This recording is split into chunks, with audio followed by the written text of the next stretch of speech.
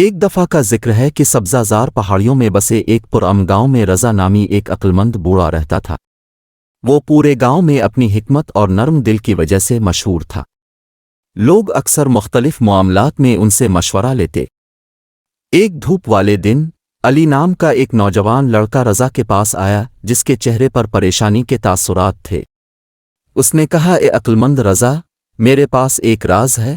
مجھے جنگل میں ایک چھپا ہوا خزانہ ملا ہے اور یہ اکیلا میرا ہے۔ مجھے ڈر ہے کہ اگر دوسروں نے اسے دریافت کر لیا تو وہ اسے مجھ سے چھیننے کی کوشش کریں گے۔ رضا نے لڑکے کی بات تحمل سے سنی اور آہستہ سے مسکرا دیا۔ اس نے جواب دیا، علی، خزانہ رکھنے سے خوشی اور غم دونوں مل سکتے ہیں، لیکن یاد رکھو، حقیقی خوشی دوسروں کو بانٹنے اور خوشی پہنچانے میں ہے۔ اگر تم خزانے کو اپنے پاس رکھو گے تو اس کی قیمت ختم ہو سکتی ہے۔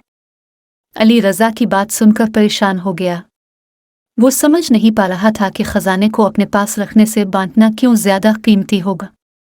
اس کے باوجود اس نے عقلمند بوڑھے آدمی کے مشورے پر بھروسہ کیا اور اس پر عمل کرنے کا فیصلہ کیا۔ اگلے دن علی نے گاؤں والوں کو گاؤں کے چوک میں ایک عظیم الشان دعوت میں مدعو کیا۔ تجسس نے ہوا بھر دی جب سب لوگ اکٹھے ہوئے، حیران تھے کہ نوجوان لڑکے کو ایسی تقریب کی میزبانی کرنے پر کس چیز نے آمادہ کیا۔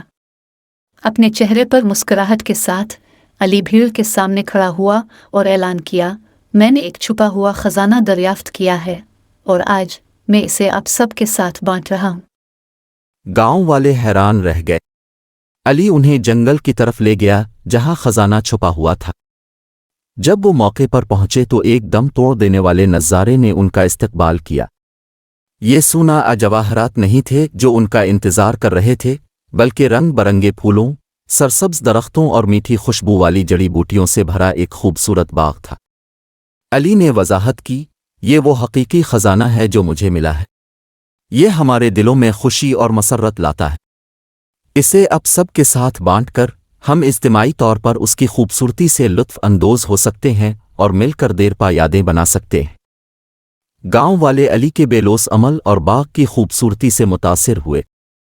انہوں نے محسوس کیا کہ حقیقی دولت مادی املاک میں نہیں بلکہ محبت، مہربانی اور مشترکہ تجربات میں ہے جو ہم ایک دوسرے کو پیش کرتے ہیں۔ اس دن سے گاؤں والوں نے مل کر باغ کی پرورش کی، دوستی اور اتحاد کا رشتہ پیدا کیا۔ انہوں نے یہ قیمتی سبق سیکھا کہ ذخیرہ اندوزی سے زیادہ خوشیاں بانٹنے سے ملتی ہیں، اور اس طرح گاؤں نے ترقی کی، کسی مادی خزانے کی وجہ سے نہیں بلکہ اس لیے کہ لوگوں نے بانٹنے، دیکھ بھال کرنے اور آپس میں خوشی پھیلانے کی طاقت سیکھ لی تھی۔ رضا کی دانش مندانہ تعلیمات اور علی کی بے لوث نے گاؤں کو ہم آہنگی اور اطمینان کی جگہ میں بدل دیا۔ کہانی کا اخلاق یہ ہے کہ حقیقی دولت بانٹنے اور دینے کی خوشی میں ہے، اور وہ خوشی جو ہم دوسروں کو لاتے ہیں۔ جب ہم اپنی برکات بانٹتے ہیں تو ہم کثرت اور محبت کی دنیا بناتے ہیں۔